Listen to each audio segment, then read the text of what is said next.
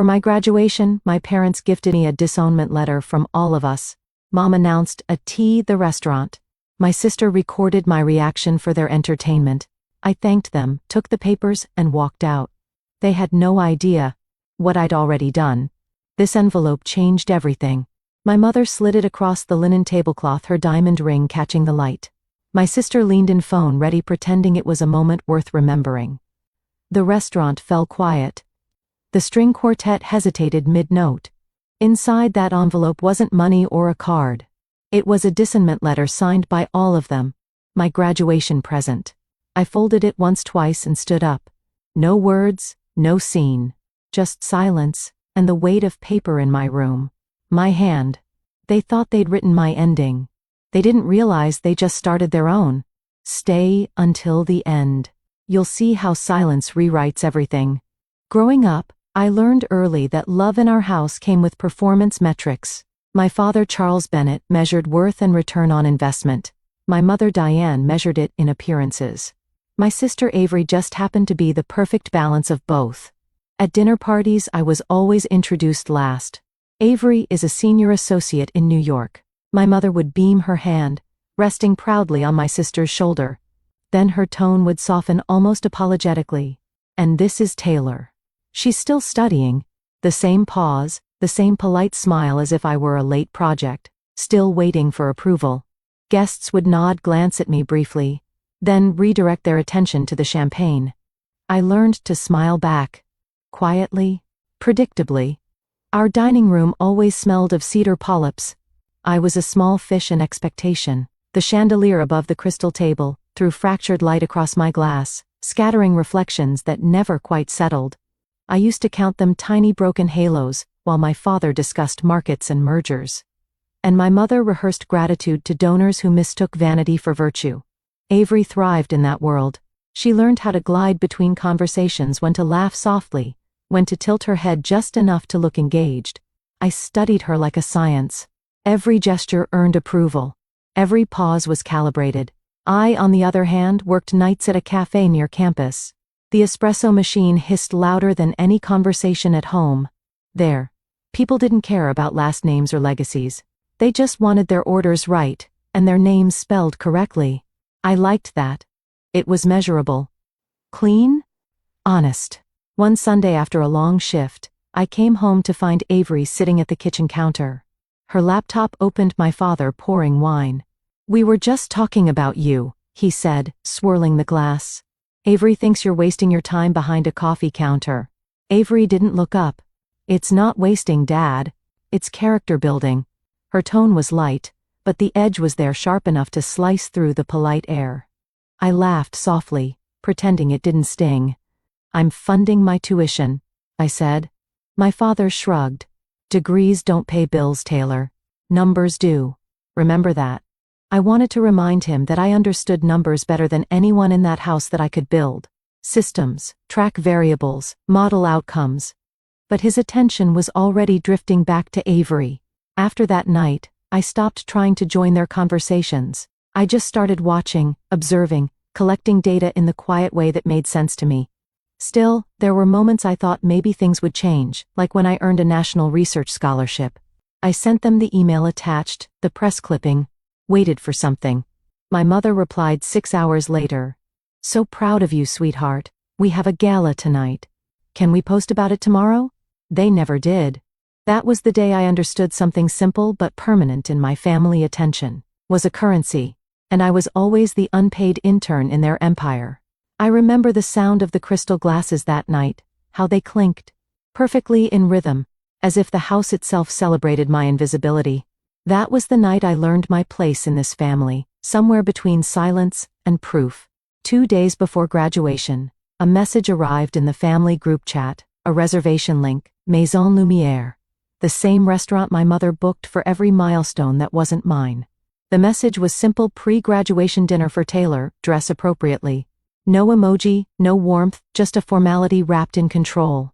I clicked the link. My name wasn't even on the guest list. The host greeting read, "The Bennett family, Charles, Diane, Avery." That omission wasn't a mistake, it was a statement. An hour later, Avery texted privately, "Don't overthink it, It's just formatting. Formatting. The word echoed in my head. That was how they saw me, a variable easily deleted. That night I sat at my desk, the city lights flickering against the window like static. My inbox glowed with unread notifications from investors, classmates, professors, achievements, milestones, acknowledgments. None of it carried weight when the people who taught you your worth still measured you in silence. I scrolled through our old family photos, vacations, holidays, fundraisers, my mother's flawless posture, my father's rehearsed smiles, Avery's practiced charm, and me always at the edge of the frame, half lit, half seen. It wasn't new, it was just the first time I saw it without hope. The next morning, I received an email from the university confirming my speech slot at the commencement ceremony. My mentor, Dr. Alvarez, had nominated me for the Young Leader in Technology Award. She wrote, "This is your moment, Taylor. Own it quietly." Quietly. That word felt like a lifeline, something solid in a world made of glass. I closed the laptop and took a long breath. The sunlight cut through the blinds in clean geometric lines. I started to notice how precise everything around me had become, the coffee mug aligned, with the notebook, the paper stacked by color, the clock ticking at a steady rhythm. That was the first moment I realized my life wasn't chaotic. It was organized, just not by them anymore. I smiled, the kind of smile you wear when the proof has already been collected. The night before the dinner, the city hummed under the weight of summer rain. My apartment windows were fogged at the corners, the glass trembling with each passing train. Inside, everything was in order. Papers aligned, screens glowing soft blue. I brewed a fresh pot of coffee, the smell cutting through the storm outside, sharp and grounding. My fingers tapped the keyboard in rhythm with the rain. Each line of data, every document filed, was another quiet act of rebellion. I had stopped trying to explain myself months ago. Explanations were for people who wanted to be understood. Records were for people who intended to be remembered. So I kept records. Every scholarship form, every award letter, every line of code from my project Rootflow. What began as a small research assignment had evolved into something real, a data platform that helped small logistics companies optimize delivery routes. Ethan handled analytics. Maya shaped the user interface, and I, the barista with an MBA, had written the core algorithm. It wasn't glamorous, but it worked. The breakthrough came one early morning long before sunrise when I ran a simulation that cut fuel costs by 12%. I remember leaning back, staring at the roof. By the time the university's startup symposium arrived, Rootflow was ready. My professor, Dr. Alvarez, stopped me before I went on stage. "You don't need to sell yourself," she said. "Just show them how it works. Let the data speak." It did. When the presentation ended, applause erupted, polite at first, then real. Among the crowd stood a man in a tailored gray suit, Nathan Cole, CEO of Northbridge Logistics. He approached afterward, his tone measured, his interest genuine. "You've built something scalable," he said, studying the graphs. "But more than that, something fair." Fair. A word I hadn't heard in years. We met twice after that. The third time he slid a folder across the table. Inside was a letter of intent. Northbridge wanted to acquire Routeflow for $6.2 million plus a director-level position for me post-graduation. I didn't sign immediately. I read every clause, every subline. I wanted to make sure the system I'd built, the one built from silence, not privilege, stayed intact. When I finally signed, it wasn't triumph. I felt it was balance. From that point, I started building my own archive, digital copies of every document, time-stamped and encrypted, transaction, receipts, licensing records, payment confirmations, the kind of paper trail that doesn't just tell a story, it seals it. The night I received the final transfer confirmation, I printed the letter. The sound of the paper sliding out of the printer was cleaner than applause. That's when I opened the family group chat for the first time in months. The most recent message was from my mother, a photo of Avery at some law firm gala captioned, "Proud doesn't begin to cover it." I typed a simple reply, "Graduation dinner confirmed. I'll be there." No emojis, no explanation. After that, I cleaned the apartment the way I always did before major moments. Every item had a place, every lined symmetry. On the desk, my offer letter, my degree folder, and a small envelope I'd kept since childhood. A faded birthday card my mother once gave me with, "To my little dreamer," written on it. I placed the new documents beneath it, the ink, fresh, the paper heavy. Midnight came quietly. I closed my laptop, poured the last of the coffee, and watched the city lights ripple across the river. I thought about that upcoming dinner, their smiles, the cameras, the performance. For the first time I wasn't afraid. They would bring their own letter thinking it would define me. What they didn't know was that I'd already signed something far more permanent, my independence. I fell asleep with that thought. The rain had stopped. The silence that followed felt almost ceremonial. The next morning I woke before sunrise. The first light caught the corner of the desk, gleaming off the silver clip holding the contracts together. I touched the paper lightly, grounding myself. I didn't dress for them. I dressed for records, clean blazer-tied hair, neutral tones. The kind of look that doesn't beg to be seen, but demands to be remembered. Before leaving, I aligned my coffee cup next to the laptop exactly 1 inch from the edge. Habit order proof. I locked the door behind me. The streets of Chicago were still, damp reflections stretching across the asphalt. My reflection looked back from the window of a passing cab. Calm, composed, someone I recognized for the first time. When I arrived near Maison Lumière, I stopped in front of the glass doors. Inside, I could already see the faint shimmer of chandeliers. My mother's silhouette, the familiar tilt of Avery's head as she adjusted her phone camera. I breathed once, steady. They thought tonight was their stage. They had no idea the script had already been rewritten, signed, sealed, time-stamped. This time, I wasn't walking into their performance. I was walking into proof. The hostess smiled when she saw me. "Bennett party?" she asked. Her tone was professional, but I caught the flicker of surprise when she realized my name wasn't on the reservation list. I nodded anyway. "Yes," I said. "They're expecting me." Inside, the air smelled of truffle butter and expensive indifference. My family occupied the corner table under a halo of chandelier light. My mother waved as if this were a reunion, not an execution. Avery lifted her phone slightly, framing the shot. "Taylor, darling," my mother said, her voice dipped in sugar. "We have something special for you." A server appeared, setting a pristine white envelope by my plate. My father cleared his throat, rehearsed authority filling the pause. "It's time we all move forward," he said. My mother smiled wider. "From all of us," she added. Avery's camera caught everything, the envelope sliding across linen, my expression unreadable. I opened it slowly. The paper was heavy, embossed, legal. "We, the undersigned, hereby release and relinquish all familial obligations and ties with Taylor Bennett." It was signed by each of them, initials, perfect, loops practiced. There it was, my graduation gift. The table watched, waiting for a scene. Maybe a tear, maybe a raised voice. But I'd already lived the real drama. I folded the paper once, twice, then placed it carefully beside my coffee spoon.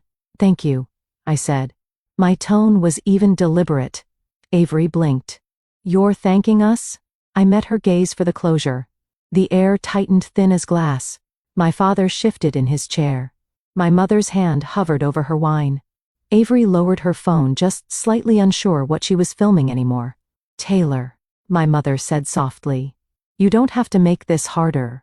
But I was already reaching into my bag. I pulled out a folder, the same neutral gray as the suit Nathan had worn the day he handed me the contract. I placed it on the table and opened it toward them. Inside was the acquisition announcement. The North Bridge letterhead gleamed under the light. Beneath it, my name, Director of Data Operations, Route Flow Integration Lead. For a moment, no one spoke. The quartet in the background shifted songs, unaware they were scoring a funeral. Avery leaned forward, reading faster. "This is yours." "Yes." My father frowned, the kind he reserved for bad investments. "You sold it, I built it." "Then I sold it," I said quietly. "The deal closed last week." My mother tried to recover her composure. "We didn't know." "I know," I said. It was the first time I'd ever seen my mother truly speechless. Avery's phone was still in her hand, but the red light was off now. My father reached for his wine glass, but his grip trembled slightly enough for the stem to click against the marble. I didn't raise my voice. I didn't smile.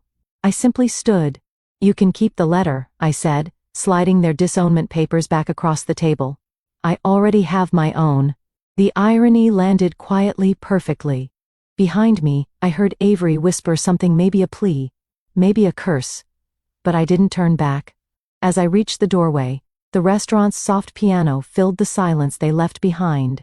I paused, one hand on the frame, the city lights reflecting in the glass ahead of me. In that reflection, I saw them still sitting there surrounded by the world they built, bright, polished, empty. Outside, the air was colder than I expected. It smelled like rain and freedom. I checked my phone, new messages from Northbridge, notifications from press outlets already picking up the acquisition. Proof. All time-stamped. The envelope in my hand felt lighter now, just paper and ink, nothing more. They had given me their silence years ago. Tonight, I returned it perfected. The night air off Lake Michigan felt sharper than usual, clean enough to rinse everything that clung to me from inside that restaurant. The city pulsed beyond the glass towers, indifferent and alive. I walked without rush, the sound of my heels folding into the hum of passing cars. Each step carried less weight. When I reached my apartment, the sky had thinned into early dawn. Pale lights spilled through the blinds, painting quiet patterns on the floor. I set the envelope on the counter next to my framed degree. Their letter looked small beside the new one, Northbridge's offer, embossed, final, signed. 2 documents. 2 versions of my name. One, they erased, one they couldn't. I made coffee as always, pouring it slow, steady. The cup clicked softly against the table. That sound had become my pulse, measured, controlled, alive. I didn't reread their letter. It had already served its purpose, a timestamp marking the exact moment I stopped asking to belong. Now it sat behind glass, flattened between achievements that couldn't be deleted. My phone vibrated once. A text from Avery. We didn't mean it like that. Can we talk? I stared at it for a while. The dots blinked, disappeared, blinked again. Then I turned the phone face down. Some messages aren't meant to be answered. They're meant to echo into silence. The light shifted warmer. Outside, the city stretched awake, delivery vans, joggers, the rhythm of another ordinary day. I opened the window, letting the air in. Somewhere below, a train screeched metal against metal, raw and honest. In the reflection on the glass, I saw a woman who no longer needed to explain why she was standing there alone. I picked up their letter one last time, folded it neatly, and slid it behind the frame of my degree, not hidden, just placed in order. Evidence of what was proof of what changed. The air in the room steadied. My shoulders did too. Silence at last didn't feel empty. It felt earned. Revenge didn't sound like victory. It sounded like calm breath in a quiet room. The kind of silence you choose, not the kind forced on you. Families break loudly. Peace rebuilds quietly. They wrote me out of their story, but I became the footnote they'll never erase. Some stories don't end with forgiveness. They end with clarity. If you've ever been the quiet one in the room, the one everyone underestimated, this one's for you. Watch till the end, because sometimes silence isn't surrender. It's strategy. And the calm that follows, that's what real freedom sounds like.